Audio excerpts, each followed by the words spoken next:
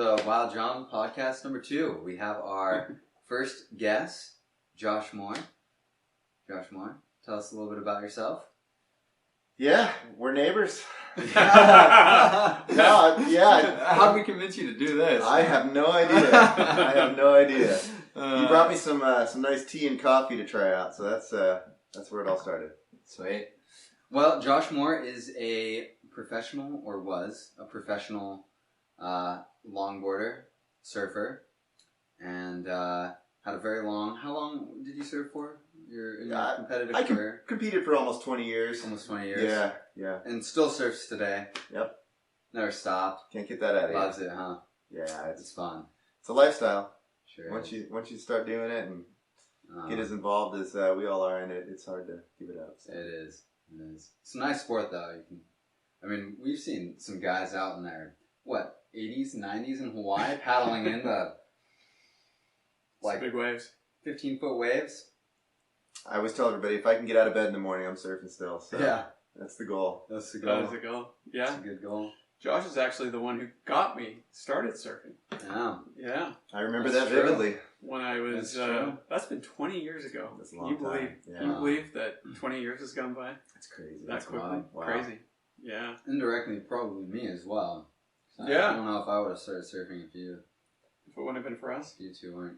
It's a buddy sport in the beginning. I'll tell you, it's sort of, it's hard to be motivated enough on your own to want to go through the punishment that surfing has in the beginning. I mean, it's a steep learning curve. It's a steep learning day, and you can't learn it overnight. No. It's hard to practice it. You just sort of have to just go out and just do it and get worked and just enjoy the pain of the learning curve in the beginning. And the funny thing about it is, it's like it treats everybody pretty badly at the beginning. It doesn't even if you're a really exceptional athlete, you're going to take some punishment figuring it out. Oh yeah. There is a learning curve. It is not a go pop out there and start getting waves. That's not how it works at all. Yeah, when I was doing it professionally, we'd get the opportunity to take professional athletes out and kind of show them what we do. Get them out in the water and kind of teach them to surf. And I remember taking some of the most fit specimens of people out in the water before, and they'd never surfed. You get them on a surfboard, and it's amazing what this human will turn into once you get them on a surfboard. A flailing duck. It's unbelievable. And the look on their eyes, their eyes are this big, and they're going, what the heck? Meanwhile, it's a 2-foot day, right? So it's not a big day, but still, it proves what water will do, what that will do to someone. And yeah, it's a crazy sport. It really is. It really is. It really is. Well, you've kind of turned into not only just a former professional surfer who still surfs, but you've kind of turned into a real outdoorsman. What are some of the other activities you like doing? Yeah, I mean, I like doing anything outdoors, to be honest. But, throughout my life, I try not to do everything, right? I try not to do too many things because I like to be good at stuff. So, I mean, the two other things that I've really enjoyed doing over the last, I would say, 5 to 10 years, snowboarding, it kind of took on early in my surfing career. I started doing that. But didn't do it a lot until towards the end of my surfing career because I was really focused on surfing. So snowboarding I still do as much as I can. Living in California, it's nice because we have access to the ocean, access to the mountains. Everything is within a 2 to 3 hour drive, so super convenient. And then through you, I started hunting, and I feel like, hey, I taught you how to surf. I showed you the experience of surfing, 20 years ago, and you definitely gave me a great opportunity to come to your ranch and learn what hunting was all about. So 4 to 5 years ago, I started hunting, and I'm super excited to do all of it. Surfing, snowboarding, hunting, whatever it takes for me to be outside. But those 3 things are really what I'm focused on. Right. And then I think, as you know, one of the things that one of the reasons that we actually launched Wild John is because of our passion for the outdoors and that relationship to our well-being and the importance of conservation and the ability to take care of our outdoors as well as access it. And through your surfing, you've certainly, one of the things you've enjoyed is traveling the world, surfing different waves, seeing different places. Sort of how does that all fit into your life, your thinking? Yeah, so, I remember early in my career, I didn't stretch. I didn't prep a lot, right? I felt like I could go out and surf at a super high level, compete, and do all of those things just because I surfed all the time. So surfing kept me in like optimum shape. I felt as good as you could possibly feel. And what's interesting is I feel like over the years, you know, I would say when I got into my 30s and I was still competing at a high level, that's when I noticed my body needed to be prepared. Like I needed more preparation for my sport. So as it relates to fitness, as it relates to your health overall, as it relates to these products, I mean, I've just become way more aware of my body, what it needs, and the prep to do things that's required. From, you know, preparation before you do something to the recovery aspect of it after you're through doing something, and then getting the proper rest so you can do it again. Right. All those things are extremely important. And these products are amazing because they taste great. They're highly functional. They provide you with all of those things. And they're easy to use, which, I mean, being an outdoorsman and traveling all the time, you don't want a bunch of clunky products you got to lug around with you, right? So, I mean, from the tea, from the coffee, everything is super easy to just throw in a pack, open it up, use with water, use with whatever drink you have at the moment. And so for me, I mean, it's a no-brainer. I love all those aspects of the product. The brand itself, what it stands for, also being an active outdoors participant, you know, we're always striving to keep our oceans clean and to try to keep our mountains clean, to try to keep our wildlife thriving. All of those things are really important to someone that spends time outside. And to have a product like this also that gives back to the communities and gives back to certain projects that we're all interested in. I mean, what else could you ask for? Yeah. I think one of the things, like when we say professional surfer, just as a point of clarification, so you competed. Did you make a living surfing? That's all I did. Wow. What was interesting is like at the beginning of my career, surfing was in kind of its heyday, and I got really, really lucky to be involved in it at that stage. It was the late 80s, early 90s when I started really competing at a professional level, and all of the brands like the Quicksilvers and the Billabongs and the Hurleys and the biggest brands in the industry now, they were all just starting then. So we had a really, really good run, but it wasn't easy. You know, when I was just starting out, I was a longboarder. That's what I did for, you know, professionally. I've always surfed all kinds of different boards, but longboarding was my niche. And it was much harder for longboarders to make a living than it was shortboarders at the time. So is that still the case today? It's still the case today. Yeah, it's still the case. Yeah. Although from a participation standpoint, I believe it's just the opposite. I believe there's still more longboarders participating in the sport than there are actual shortboarders. Well, and the reason why is because longboarders can. So longboarding is kind of easier on your body overall, right? Sure. And I find that, and also having more planing area on a longboard as you get older and can't be as agile as you were when you were younger. A longboard will be, I don't know, it's just more conducive to, like, you know, not being as aggressive, well, right? Shoulders for one too, right? I know people with like shoulder issues. The shortboard, you're sitting deeper in the water, right? I think you really have to pop your arm up there to you know, paddle. But longboard, you're sitting higher up, and I think it's you know, people tell me it's easier on their shoulders. It is. They have shoulder issues. So. Yeah, no, it is. Yeah. And also, you got to think, like, there's, you know, for all the waves around the world, there's a lot of really small waves, right, that people ride. For sure. And longboards are great for small waves. So I think the reason the population of longboarding is more than shortboarding, and probably always will be for that matter, is because it appeals to a wider age group of people, and it also appeals to a wider or broader surf base, right, or surf spot. So, you know, size of waves and all that kind of stuff matters. Yeah. So, you know, from that perspective, I've always loved longboarding because you can literally have one board, travel all the way around the world. You can surf everything from 1 foot to 10 foot, have a good time. So it's fun. One thing I do want to credit Josh with is I learned to ride every board. So because that's what Josh did. He was you know, my teacher. It was some hard knocks, but I learned to ride a shortboard all the way up to a stand-up board. Yeah. And I ride a stand-up board quite a bit, and I really enjoy that. So I have you to thank for that. Well, I appreciate that. Do you have any footage? We got to show the viewers what Josh is capable of. I have some footage. Some old footage or some new footage too. It'd be fun. Yeah. Maybe we can splice it in here. Yeah, it's always fun. Here's a little. Drop some cool footage. Yeah, absolutely. Yeah, I'd like that. I'm curious. What are some of your favorite places you've been? Or on whether it be on tour or just for fun? Yeah, I assume you traveled quite a bit. I did. You know what's funny is I as I look back, there's sort of two different sets of memories. There's the memories of the actual waves, and then there's the memories of being there and being in a certain environment that was you just can't forget. Right. And one of the memories that I still to this day is super vivid and I would love to relive and get back there is there's a place in kind of the northern part of Spain that's in the Basque country of Spain, and the wave's called Mundaka.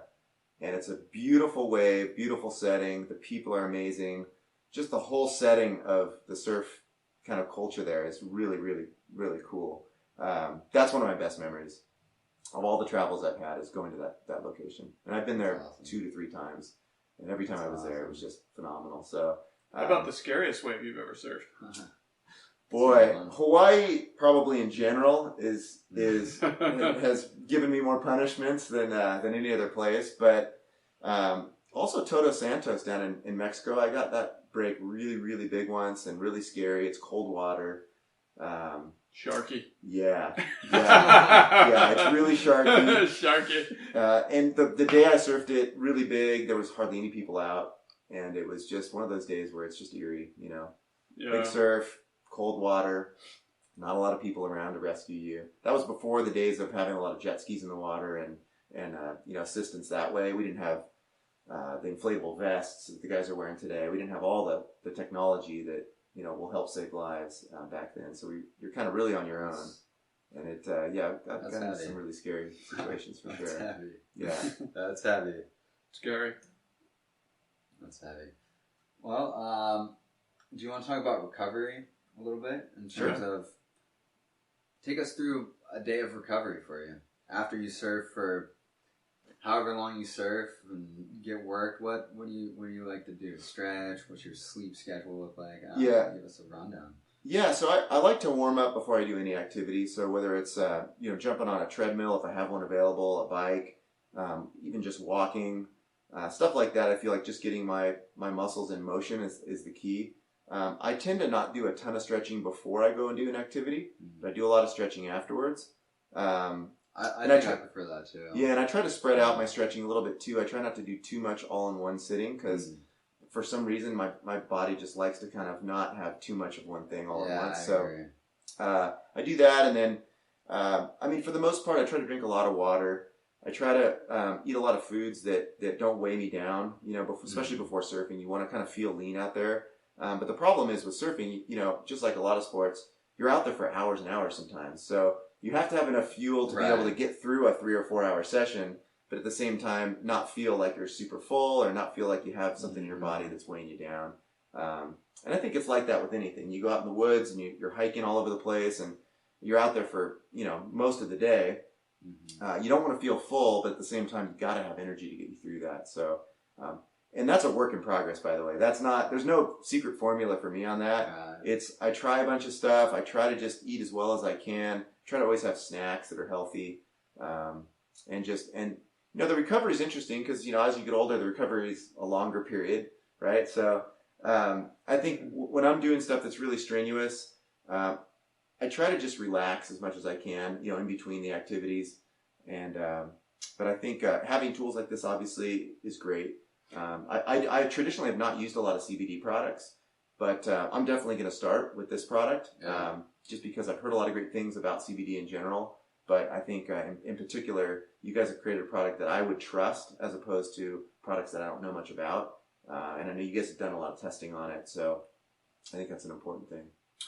How many hours of sleep do you need to really feel fully recovered after let's say, a lot of times we surf every day. Yeah. So, but let's say you have an extra long session, a 2 or 3 hour session. What do you need to fully recover for the next day and be at peak performance? How much sleep? So my magic number is 7. I need 7 hours. Less than that, I feel still pretty good. But if I've really drained myself the day before, I need 7.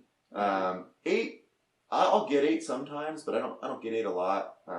Is that a time constraint, or you prefer to My get body 7? just gets up and wants to roll. You know what I mean? 7 Especially, you know, if you go to bed a little 7 later, it still doesn't change my sleeping habits necessarily. So if I go to bed late, I still wake up early. Sure. But yeah, 7 hours is the sweet spot for me. Kind of regardless of if I've had heavy activity or not. Yeah, I'm 7 to 8. Mm-hmm. 7 to 8, yeah. Yeah, if I'm shorter than 7, it really I don't fully recover. Especially as I've gotten older. Yeah. You know, I mean, there's days, you know, as you know, during the archery season where, you know, we'll walk 10 to 15 miles up and down. If I don't get, you know, when we get those short nights, those 4 or 5 hour nights and we're doing it again, I can do it for about 3 days, and then I really start to, then I need a full 7, 8 hours to recover. Yeah. It's important for, you know, for me to try and get it in. Like I said, especially as I've aged, but I need to start learning how to nap. I do take a short nap. I can take a short nap. You don't. I don't. I can't do it. I don't know why. Sometimes when I nap, I end up sleeping for like 2 hours, and that's not good. Yeah. No, when I do nap, that's what I'll do too. It's not like a 20-minute nap. You guys got to do the 15-minute nap. I know. You want 10, 15 that's minutes. What I hear. That's it. Yeah, 25 tops. It's kind of like sweet spot. Is it true? Cup of coffee, 15 before the nap, 15-minute nap, and then when you get up, supposedly that's supposed to be like the money deal. I can actually nap. Really? I can drink coffee anytime, and I can still nap. Yeah. And yeah, I think there might be some truth to that. Yeah. I don't know why I heard that, but I heard the coffee before the nap, which is strange, right? Because coffee's supposed to pick you up, but coffee right before the nap, 15, 20-minute power nap, and then you're... I've heard that. I will tell you this, like, especially, and you guys know that I'm walking in the shoes of a 60-year-old now, but I'm still active. Of all the supplements that I take, and I take, as you guys know, I've tried a bunch, take a bunch, always trying to figure out, you know, better longevity, better health, better recovery, because I'm trying to keep up with you too. You know, turmeric is by far and away the most amazing. Now, you have to take it for about a month before you really start to see it. And then I added in, you know, before we came out with Inflammasome, I added these others in because of the research we did, and you know, boswellia, glutathione, ginger, and resveratrol. And I think my recovery, honestly, is as good today as it was back when I was 40. So it has been, you know, it has literally been, and that's why we created the product. And I hated buying 5 bottles. Yeah. It's just, you know, expensive, and it's managing 5 different bottles, carrying it around. So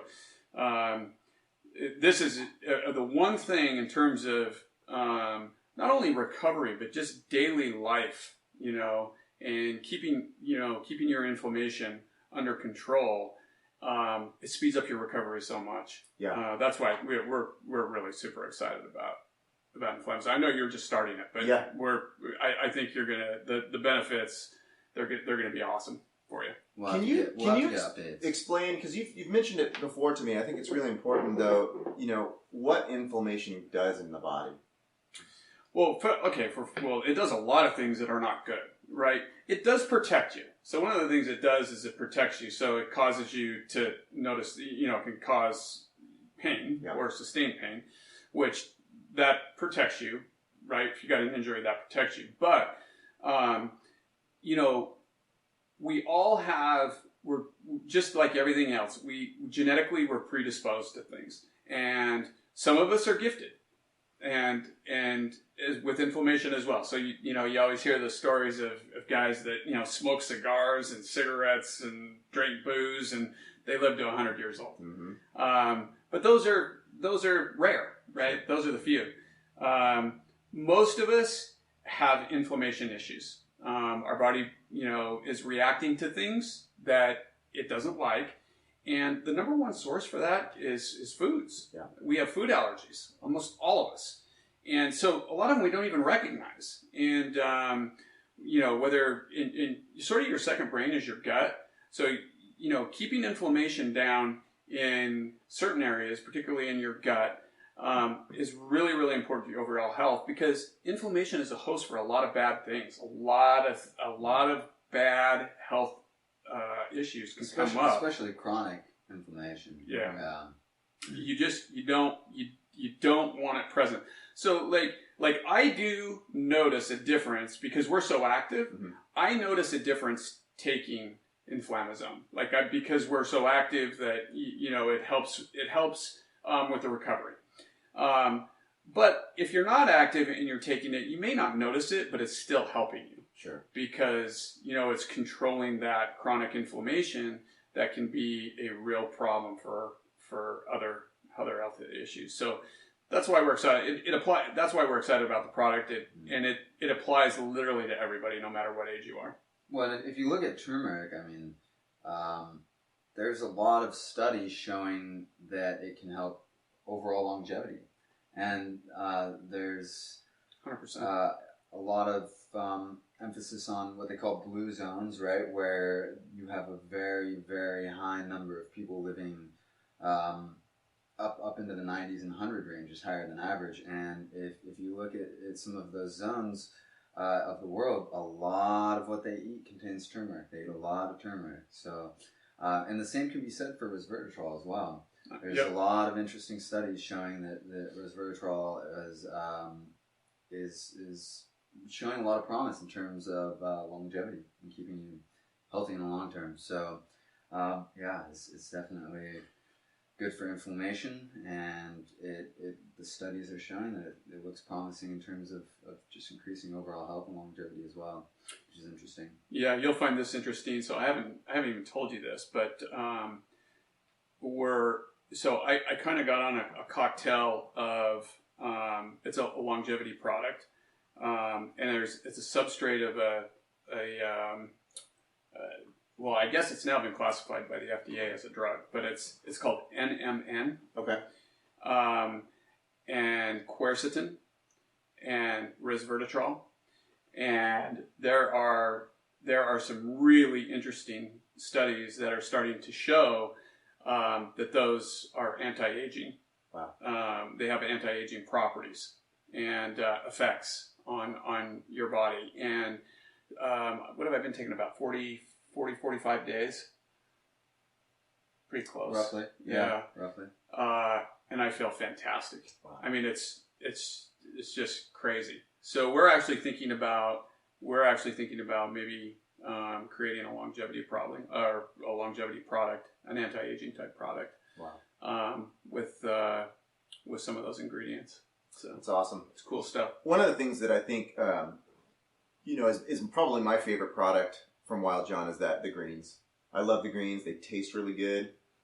Once again, you need to consume a certain amount of greens in your diet. Generally, when you travel a lot, sometimes it's not possible to eat properly. I don't personally love eating greens.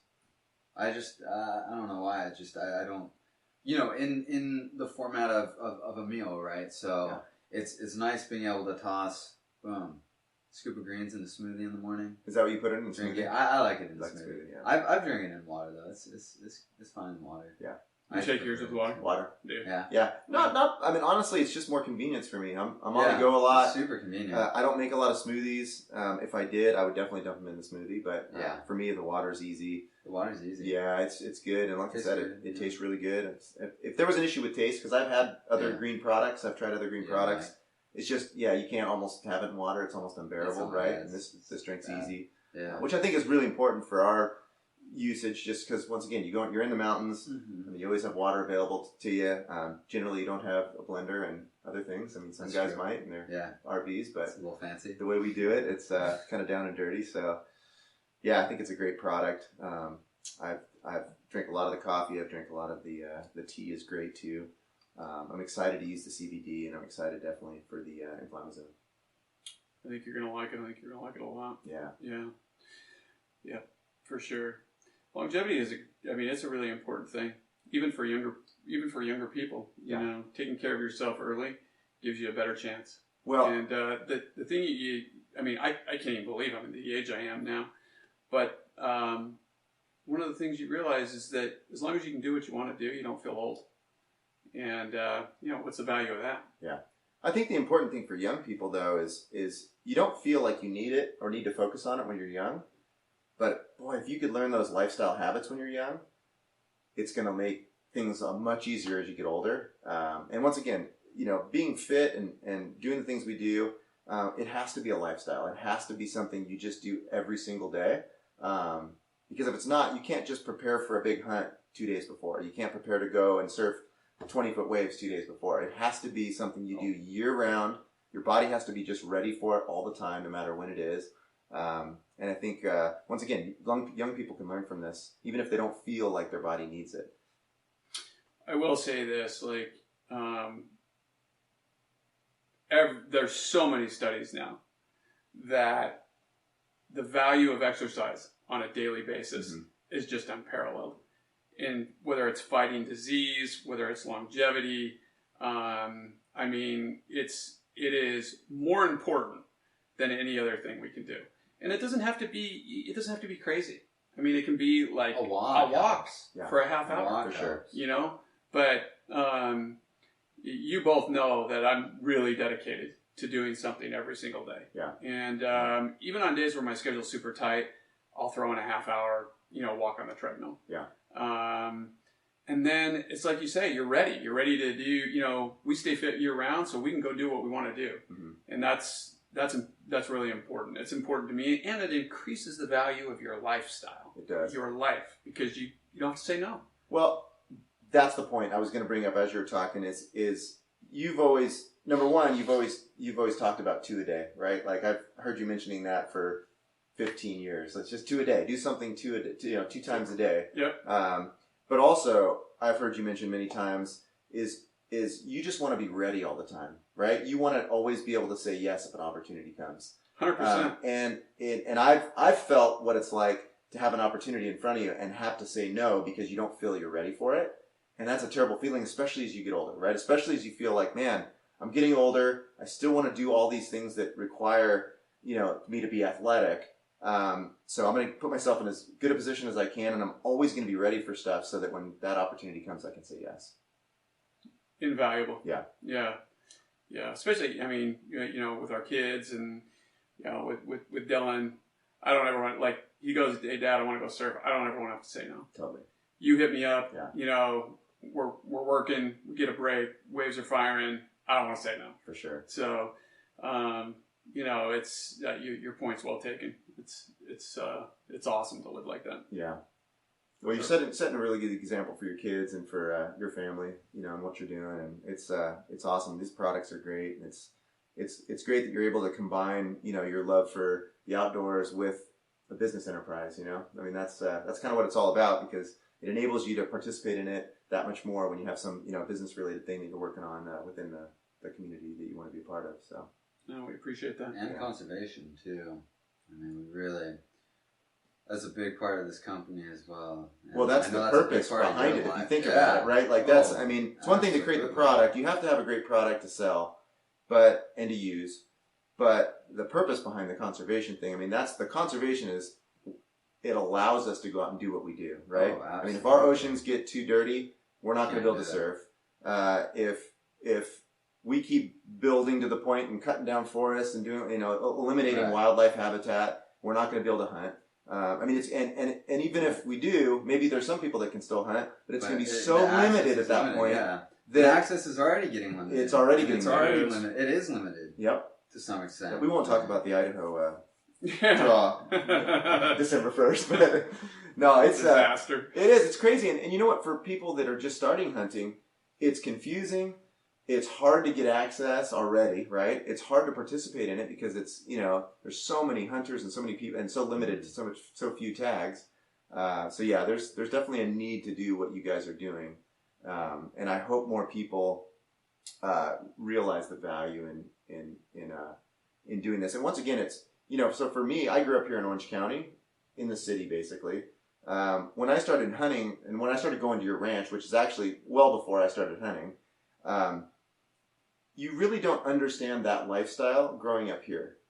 And I think what's really important, and what I've tried to instill in my kids and try to instill in even my kids' friends, is let's go out and do these things. Let's go and experience something. Let's get you out of the city here and go experience a totally different lifestyle, and allow them to really understand, what you guys and ranchers have have lived for so many years, and the importance of how this conservation kind of relates to that lifestyle and the livelihood of ranchers, the livelihood of people that that don't live in the city, right?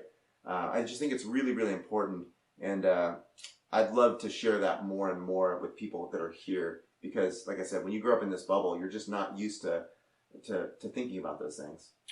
Yeah, well, and particularly down here, even hunters are really misunderstood. They are. So, hunters are one of the largest conservation groups in the world. But just take our family, for example. And by the way, Dylan doesn't even hunt. Yeah. So most of our family doesn't hunt, but we've made investments and significant investments, all to the benefit of wildlife by purchasing a ranch and predominantly managing it to the benefit of the wildlife in the region. And it's it's an unbelievable conservation story, and it's been amazingly successful, and it's a joy to share it. At the end of the day, we're just as I believe we're just stewards of things. We don't ownership isn't real because we're not here permanently, right? It's here for a short period of time, and we get to be the stewards of it. But to be able to share with the family the stewardship of a piece of property that has meant so much to the region and the wildlife in the region is something that I'm immensely proud of, and our family's really enjoyed. And it's one of the things we love about it the most is being able to share it with people like yourself, who then embrace it and begin to foster it in not only at the ranch itself, but in other ways off the ranch. And you become a hunter conservationist as well. And hunters love animals. People misunderstand that. So. It's a very misunderstood thing, and once again, even I misunderstood it when I was younger. It's you look at, because all you see when you're looking at it from the outside in is you see the harvesting of an animal, right? Yeah. And you see that, and there's that visual to that, right? Mm. And you react to that because it's aggressive, right? It's well, killing something's incredibly personal, and it's not for everybody. Yeah. And hunters of all realize that hey, it's not for everybody. Yeah. But to judge it and demonize it in a way, and it's very easy to demonize because it's so final, that then all the rest of what hunting is missed. Mm-hmm. And killing is a very, very small part of hunting, as you know. The adventure is much, much more than that. And then all the things we do to ensure the future of it are very beneficial to wildlife, to habitat, and all of those things. So, for sure. Well, one of the things I always remember you saying is, for there to be proper conservation of wildlife, there has to be value. Right? Yes. So the value comes from people buying a tag, right? Spending a lot of money and buying a tag, spending all this money to the industry, to gear up and acquire all the things they need to go on a hunt, and then go on a hunt and harvest that animal. If there was no tags, right, where you didn't have to pay for a tag, and you didn't buy all the gear and do all that stuff, what value does that animal have now? And it's so much harder to be able to conserve that species because there's no money there to put into the conservation efforts, right? It's 100% true. Yeah, so that's the one thing that I think a lot of hunters don't or a lot of non-hunters don't understand, and I wish hunters like yourself would be able to share that more with people that don't hunt, right? They can articulate that and share that message with people, because it is a hard message. It's sort of a fine line to walk a little bit in terms of the understanding of it. It's a hard message to articulate, but once you can articulate it properly, it's really, really powerful. Yeah. Well, and you can translate to other things we do too. Like, surfing, mm-hmm. right? With development, there's been changes in waves, or proposed changes in waves, and surfers really value the ocean. They really value the waves, and they've taken on big conservation efforts to protect it. It's the same thing. It's the access that makes it important. If you're standing on the beach and you're looking at a wave, it's beautiful and the sound is beautiful, but it's not the same as being on that wave. It's a very, very different experience. It's true. For the first time a few years ago, they actually closed our beaches here for a handful of days, right? And that was a weird experience that I'd never experienced before, is literally not having access to the water. It was just a strange time. Was that for COVID? For COVID. Yeah. And that just tells you right there, like how, like, unless it actually happens to you, you just feel like that stuff's going to be there always, no matter what, until it happens, right? And then you're like, oh my God, I can't access it. I can't even go to the beach today. It was just a strange feeling. Yeah. And I think we got to think about that more when it comes to just everything that we do. It's important. And you know what's great about organizations now is a lot of organizations are active, right? You know, the WSL that produces all of the surf competitions now is super active in conservation. They have programs all over the place. Anywhere those stops are around the globe, they have those surfers, those professional surfers participate in projects for conservation, which I think is really important.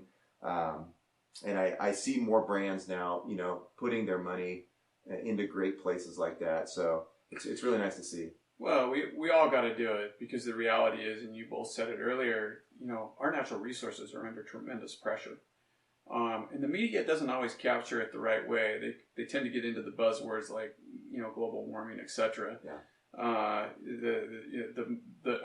natural resources are under serious pressure. Mm-hmm. And if we all don't try and take care of them now, that pressure is not going to get less. It's only going to get more. It's going to increase, not decrease. So, we really do need to foster conservation efforts so that we can protect what, not only for us here today, but for future generations. I mean, that's, hopefully our kids have kids, and, we want them to be able to enjoy the same things as we have, or life substantially changes. It does. And it's not nearly as good. Mm-hmm. It's just not. You get those things that you love taken away from you, and all of a sudden, life doesn't look the same. Absolutely. So, that's why it's important. I think, not only is Wild John about conservation, but it is about access as well, because access is that value creator, right?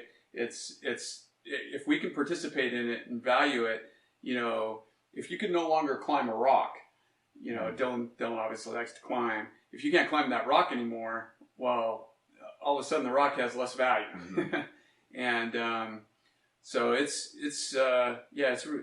is a super important part of our conservation belief. Yeah, for sure. Yeah, absolutely. Yeah, Excellent. Absolutely. All right. Well, thanks, guys. Yeah, I think it's a good place to end. All right. Josh? Yeah, thanks for having me. I appreciate it, and thanks again for building a great product line and doing all the things you guys do for. Cheers, Thank man. you, dude. Yeah. Absolutely, for what we do. It's fun. Yeah.